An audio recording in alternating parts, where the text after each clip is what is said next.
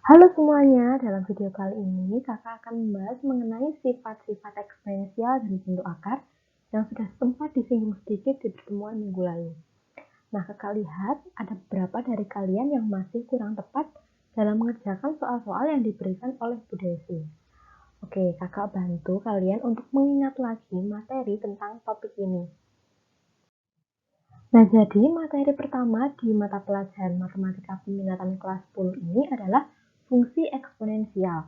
Tetapi sebelum masuk ke sana, kalian harus dapat memahami secara tepat materi prasyaratnya, yaitu tentang sifat-sifat eksponensial dan bentuk akar.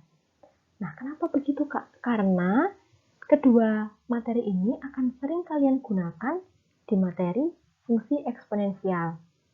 Nah, maka tujuan pembelajaran kita yang pertama mengingat kembali sifat eksponensial dan bentuk akar. Lalu yang kedua memahami definisi dari fungsi eksponensial. Nah, dulu ketika kalian kelas 9, kalian sudah pernah mempelajari materi tentang bilangan berpangkat. Nah, dan ternyata bilangan berpangkat itu sama dengan bilangan eksponensial. Nah, jadi kata eksponensial di sini mengartikan bahwa bilangan yang dikalikan secara berulang dengan bilangan itu sendiri. Lalu bentuk umum dari eksponensial itu sendiri seperti ini. Jadi, A pangkat N sama dengan A dikali A sebanyak N kali dengan syarat A tidak boleh sama dengan 0. Nah, perlu kalian ketahui juga bahwa A di situ menyatakan bilangan pokok atau basis. Dan N adalah pangkat atau bisa kalian sebut dengan eksponen. Nah, mungkin ada yang ngeluh nih, aduh Kak, kalau bicara tentang bentuk umum gini bingung nih. Oke, kakak kasih contohnya. Jadi contoh yang pertama, di sini kakak punya 4 pangkat 3. Maka sama dengan 4 dikali 4 sebanyak 3 kali.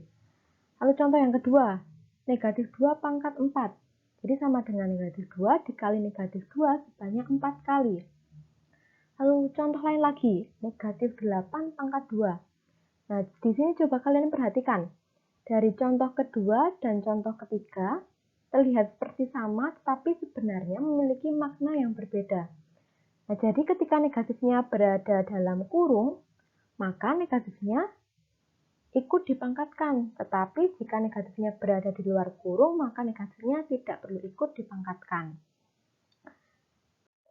Nah, minggu lalu Bu Desi sudah membahas secara singkat mengenai 8 sifat-sifat eksponensial. Nah, di sini kakak akan mengulangi secara singkat ke-8 sifat tersebut. Sifat yang pertama, yang paling mudah nih ada A pangkat 0 sama dengan 1. Dengan syarat A tidak boleh sama dengan 0. Jadi gampangnya semua bilangan yang dipangkatkan 0 pasti akan sama dengan 1. Jadi 100 pangkat 0 sama dengan 1. 1 juta pangkat 0 itu juga sama dengan 1. Lalu sifat yang kedua, A pangkat negatif N sama dengan 1 per A pangkat N. Dengan syarat A tidak boleh sama dengan 0.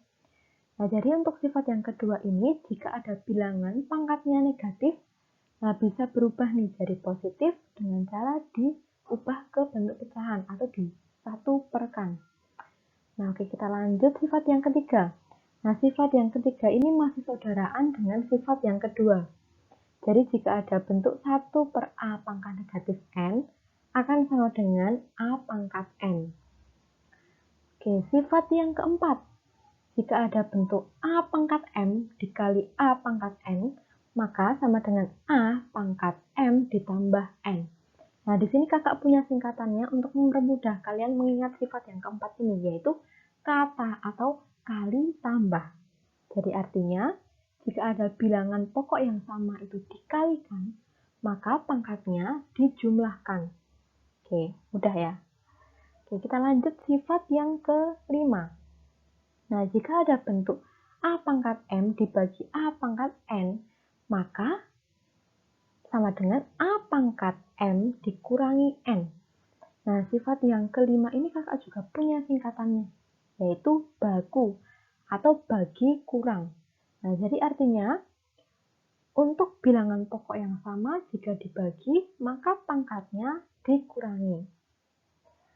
Lanjut, sifat yang keenam. Jika ada bentuk A pangkat M dipangkatkan lagi N, maka sama dengan A pangkat M dikali N. Singkatannya pangkal atau pangkat kali. Jadi jika ada bilangan pokok yang dipangkatkan, lalu dipangkatkan lagi, nah maka pangkatnya itu dikalikan. Nah, sifat yang ketujuh. Jika ada bentuk A per B dipangkatkan N, maka sama dengan A pangkat N dibagi B pangkat N. Dengan B atau penyebut tidak boleh sama dengan 0. Nah, lalu sifat yang terakhir. Nah, sifat yang terakhir ini temennya sifat yang ketujuh nih. Tapi bedanya, sifat yang ketujuh tadi kan pembagian. Lalu sifat yang terakhir ini adalah perkalian. Oke, mudah-mudah ya sifatnya. Nah, selanjutnya kakak akan membahas contoh soal penerapan sifat eksponensial menggunakan soal-soal yang telah kalian kerjakan kemarin. Masuk ke pembahasan soalnya. Soal yang pertama terdapat 5A pangkat negatif 1. Nah, perhatikan dalam soal ini 5A dikurung nih. Artinya, pangkat negatif 1 di sini ditujukan untuk 5A. Maka kita gunakan sifat yang kedua, yang ini. Nah, maka bentuknya menjadi 1 per 5A. Oke, soal yang kedua. 5A pangkat negatif 1. Nah, hampir mirip nih dengan soal yang pertama, tapi sebenarnya berbeda. Jadi bedanya, karena tidak ada kurungnya, maka pangkat negatif 1 di sini hanya ditujukan untuk A saja. 5-nya tidak. Kita gunakan sifat yang kedua juga, maka bentuknya menjadi 5 per A. Nah, soal yang ketiga, terdapat X pangkat 5 dikali X pangkat negatif 9. Kita gunakan sifat yang keempat atau kata kali tambah. Yang ini. Nah, maka kita peroleh X pangkat 5 ditambah negatif 9. Kita peroleh X pangkat negatif 4. Nah, pangkatnya masih negatif. Kita ubah menjadi positif dengan menggunakan sifat kedua. Maka kita peroleh 1 per X pangkat 4. Oke, lanjut soal yang keempat. Nah, untuk soal yang keempat ini kita kelompokkan bilangan pokok yang sama. Artinya A dengan A dan B dengan B. Kemudian kita gunakan sifat yang kelima atau baku, bagi kurang. Nah, ini. Maka hasilnya A pangkat 3 dikali B pangkat negatif 8. Kita ubah pangkat yang negatif menjadi positif menggunakan sifat yang kedua. Kita peroleh A pangkat 3 per B pangkat 8. Oke, lanjut. Soal yang kelima. Terdapat 2 per Y pangkat negatif 6. Nah, di sini penyebutnya berpangkat negatif nih. Kita ubah menggunakan sifat yang kedua. Seperti ini. Kemudian pembilang dari penyebut atau yang atas dengan yang bawah sama-sama kita kalikan Y pangkat 6. Nah, tujuannya agar 1 per Y pangkat 6 ini bisa hilang nih. Maka kan sama dengan 2 dikali Y pangkat 6. Oke, lanjut. Soal yang ke-6. Nah, soal yang ke-6 ini kita bisa menggunakan sifat yang ke-8. Sifat yang ini. Kita kalikan pangkat di dalam kurung dengan negatif 4. Maka sama dengan 2X pangkat 8 dikali B pangkat negatif 4. Kemudian pangkat yang negatif kita ubah menjadi positif menggunakan sifat kedua. Maka kita peroleh hasilnya 2X pangkat 8 per B pangkat 4. Oke, soal yang terakhir. Nah, soal yang terakhir ini kita dapat menggunakan sifat ketujuh. Sifat yang ini. Nah, kita kalikan semua pangkat dengan negatif 2. Nah, pada angka 2 juga kita kalikan dengan pangkat negatif 2. Seperti ini. Lalu kita pisahkan 1 per 2 pangkat negatif 2. Kita jauhkan dulu dengan A pangkat negatif 4 per B pangkat 6. Kemudian kita gunakan sifat ketiga agar pangkatnya positif pada bagian 1 per 2 pangkat negatif 2. Nah, kemudian B pangkat 6 ini kita kelompokkan dulu nih dengan 4 atau 2 pangkat 2 tadi. Kemudian kita ubah A pangkat negatif 4 ini menggunakan sifat yang kedua agar pangkatnya positif. Nah, kita peroleh hasilnya 4 per B pangkat 6 dikali A pangkat 4. Oke, semoga dapat dipahami ya. Sekarang kita masuk pada topik bentuk akar. Oke, sebelum lebih jauh membahas tentang bentuk akar, kita ingat bahwa akar kuadrat sama dengan akar pangkat 2. Nah, angka 2 di sini tidak perlu kita tuliskan, tapi memiliki makna yang sama dengan akar A.